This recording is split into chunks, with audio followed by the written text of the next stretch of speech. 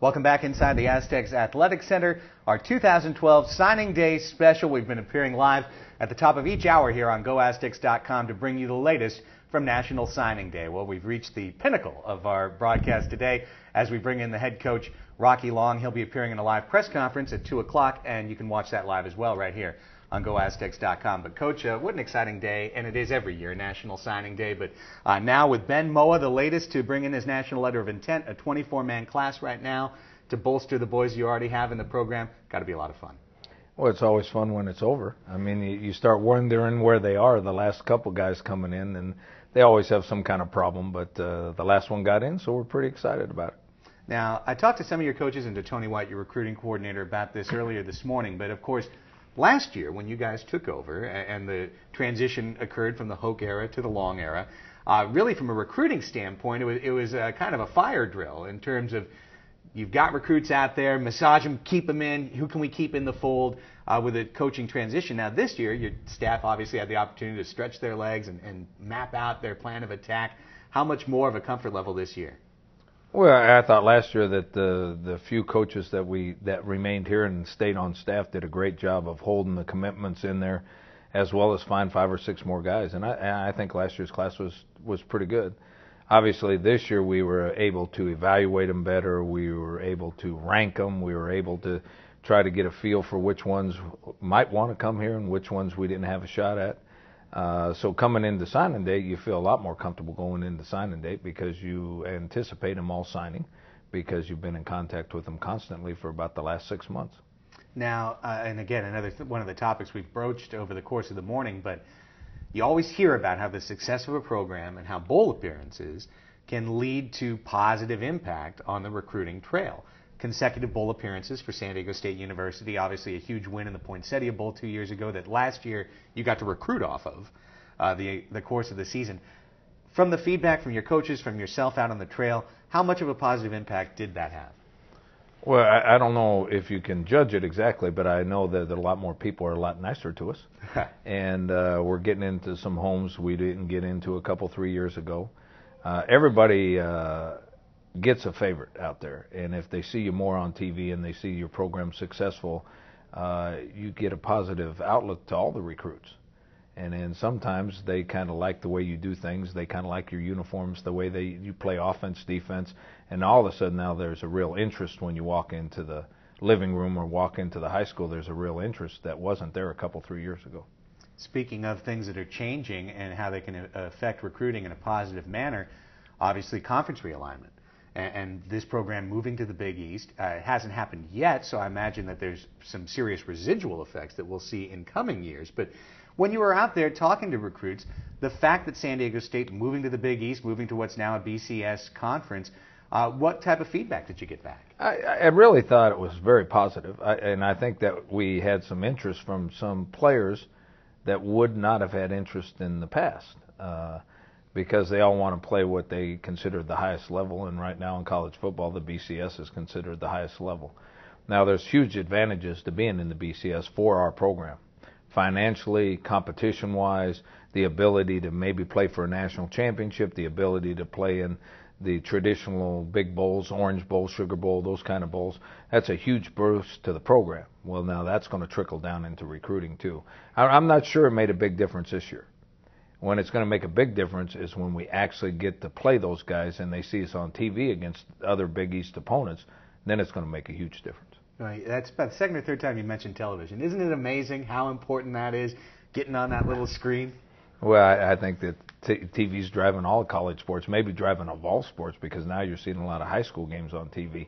True. So I think that that's what's driving sports right now. And I mean, today they have a all-day long recruiting special, just like we're trying to keep up too. I mean, so everybody is developed that way. Yeah. Now let's take a look at just some broad strokes at this 24-man recruiting class right now. And Coach, we were talking with Brian Seip, your quarterback's coach, last hour about this, but obviously what an incredible face to the program Ryan Lindley was for the last 4 years and as the captain of the offense. Now, open competition at that quarterback spot. And in addition to the kids that you've got coming back, who are certainly well qualified to compete and to be ranked number 1 going into spring ball. Now you've got the young man from Temecula, Morin. You've got the transfer cats coming from Oregon State. It seems like this is going to be a robust competition. Well, that's what we anticipate, and I think that we're going to miss Ryan. I think Ryan had a great career. I wish he was back, to be frank with you, but I think the addition of Katz, Morin, and then we signed a kid named Favreau too, that are really good athletes. And then we have some guys that have been here that know the system really well. So what I think is going to happen is we're going to have great competition at that position. And normally when you have great competition, everybody gets better. And in the process of everybody getting better, we're going to have a very good quarterback next year too that gives us a better chance to win. 25% of the current recruiting class, 6 of the 24 offensive linemen, another position obviously impacted by graduation. Another position, though, that really is the lifeblood of your offense. We can talk about the skill players all we want, but as long as the blocking's up front, that's what's going to make those guys go. Yeah, I'm glad you brought that up. I mean, if you can't hold your own at the line of scrimmage, it doesn't matter what kind of skill you have behind them. If you hold your own at the line of scrimmage, then the skill guys make a huge difference. But the skill can't show itself unless the line of scrimmage is to your favor, or at least you're holding your own. We had some, and this is from past recruiting classes, there were some real holes at the line of scrimmage on the offense with classification. Last year we took 4 offensive linemen. Well, they're going to be redshirt freshmen this year. But there was only 2 sophomores, and there was no juniors, and now we have 3 more seniors in the program. But it's hard if you don't have them stacked, seniors, juniors, sophomores, freshmen. So we have to build that up so that eventually every year we're going to have 2 or 3 or 4 seniors in the offensive line. But the next year you're going to have at least sophomores and juniors in the offensive line. We're going to have some redshirt freshmen playing, or maybe even a true freshman playing next year at the offensive line, which is great for the young man. But it's kind of difficult on us if you have that kind of inexperience at the line of scrimmage. No question. How important, that being stated, for the freshmen that can get in early and get into spring ball? I know your offensive coordinator said that from the quarterback position, it's almost a prerequisite that you're in spring ball to have any confidence in the coaching staff to be put into a freshman going into the fall. Is that the case for the line as well? No, I don't think at quarterback there's so much to learn and so many things you have to do. It's really hard on a freshman. The only chance you have as a freshman is if you're in spring practice. At the line of scrimmage, it's more of a physical maturity problem.